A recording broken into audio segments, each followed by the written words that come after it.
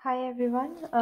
Today we are going to do a problem from the book of Optimization of Chemical Process by Himmelblau, and we are going to take up a linear programming type of problem where we will try to assign streams to heat exchanger and minimize the overall cost. So I have basically displayed the book excerpt from where I have taken up the example, and I'll be using Excel solver to solve this problem. So here, as an example, this problem is not solved in the book totally. So we'll be studying that. What we want to do here is we want to assign streams to heat exchangers. Here we have this cost matrix, that is A, B, C, D are streams, and 1, 2, 3, and 4, they are the exchangers.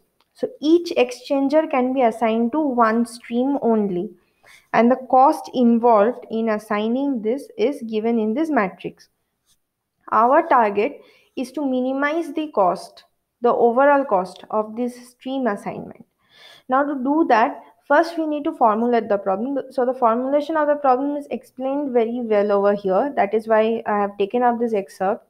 So the target is that we want to minimize the overall cost. Now for each of these assignments, that is A to 1 or A to 2 or A to 3 and so on and so forth, we label our variables or the decision variables as Xij. Okay, and the cost components are labeled as Cij. So our target is to minimize the function which is the product of Cij and Xij summed for all the cases. That is what is exactly given over here. Meanwhile, we have to keep in mind that since this is an assignment problem, so one stream can be assigned to only one heat exchanger. That means these Xij decision variables can either be 0 or 1, and the summation of Xij across the columns and the rows must be equals to 1.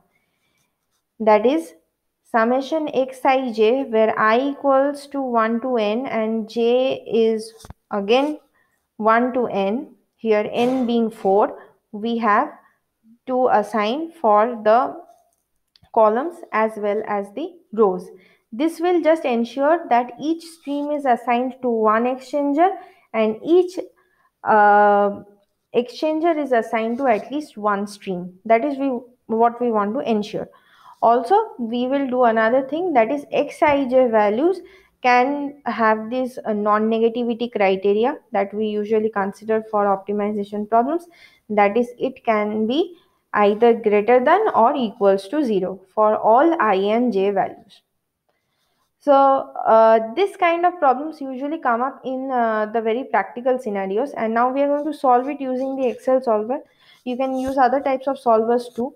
So to get the solver in Excel, if you do not have it, you have to go to files and you can go to options. Then you have your add-ins. Even if you are doing it in the Google sheet of Excel, there also you can add in your solver. And here again you have to go and ensure that whichever solver you want, that is ticked in, and you click OK.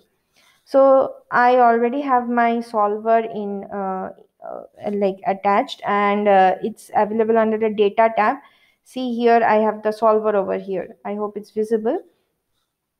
So now I have already written the cost matrix over here. So this is what I have to assign. Now I am just going to make another table of the Xij values, that is for each I and j value.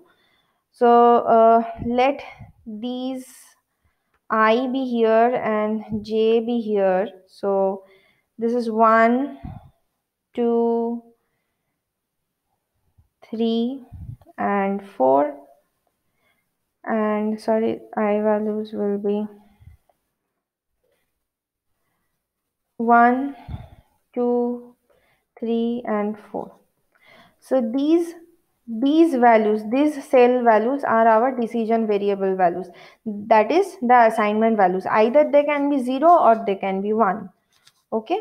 Now we will write our objective function. So the objective function was to minimize the overall cost. Okay, so how we will write the overall cost? Overall cost means summation of each of these costs with the decision variables product. So we can use directly a function called sum product to help our parts. If you know better shortcuts, please, you're most welcome to add them in the comment section. So I am using sum product of these cost variables. This is the first array that I have selected, and these are the next array variables or the decision variables that I want. So this plus sum product of the other arrays. So this comma these, that is the sum product of these two arrays, plus sum product again for these and these arrays, plus sum product of these array and the last decision columns. Okay, so this is my sum product. Right now it is showing 0 because there are no values over here.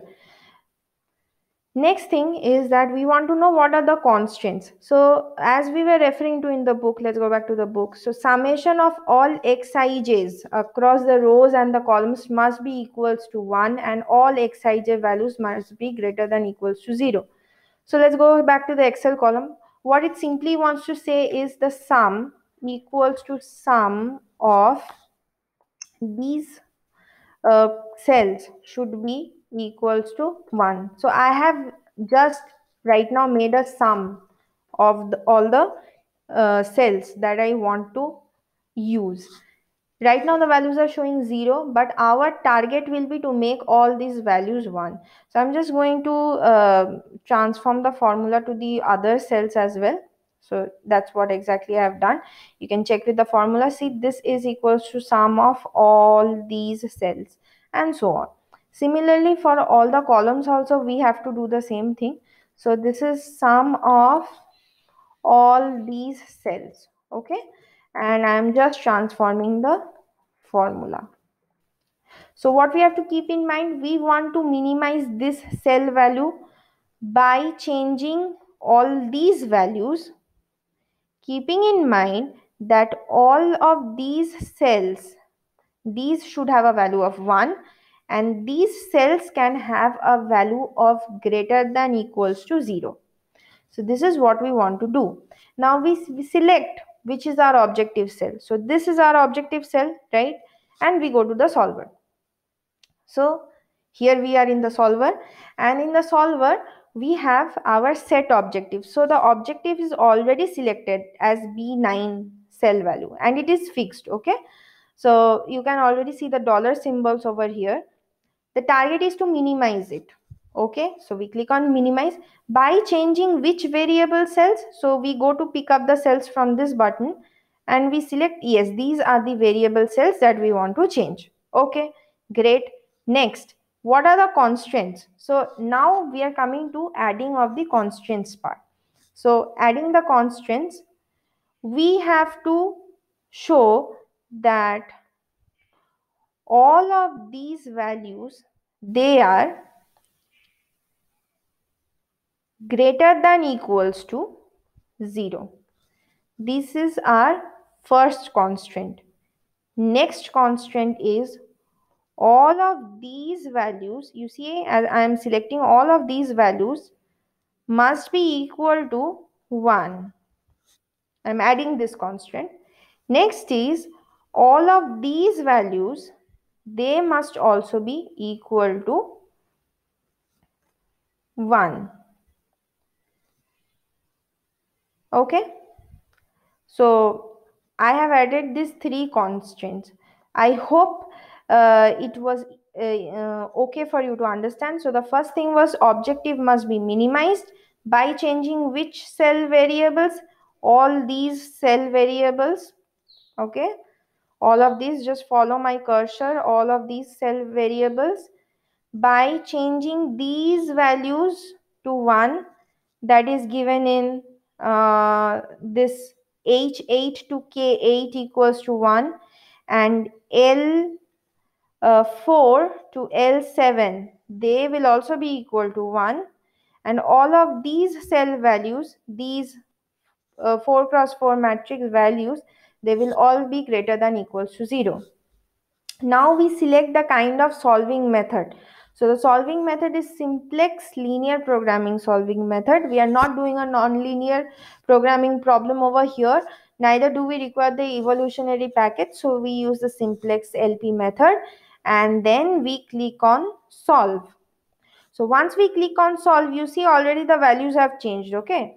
And we are just keeping the answers. You can get the sensitivity report also, you can get the limits value also. All of this can be done, but I'm just keeping the solver solution, so I just click OK. And what we find over here is that each one has been assigned.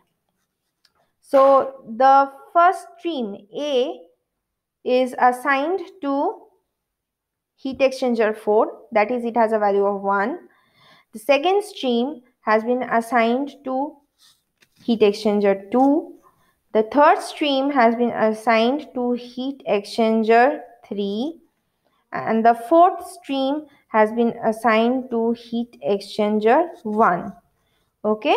So by doing this kind of assignment, we get the objective function value or the cost value as 97.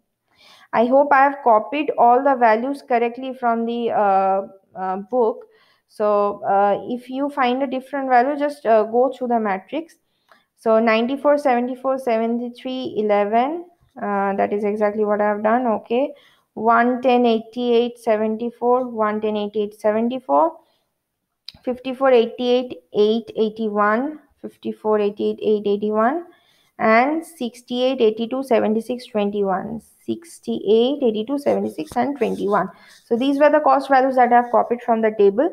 Now if you change any of these cost values also for some other custom problem, you will get the objective values changing because you had fixed the cells, and accordingly the assignment problems will change, provided you do not change the constants. If you change the constants, again the problem will reinitialize and solve.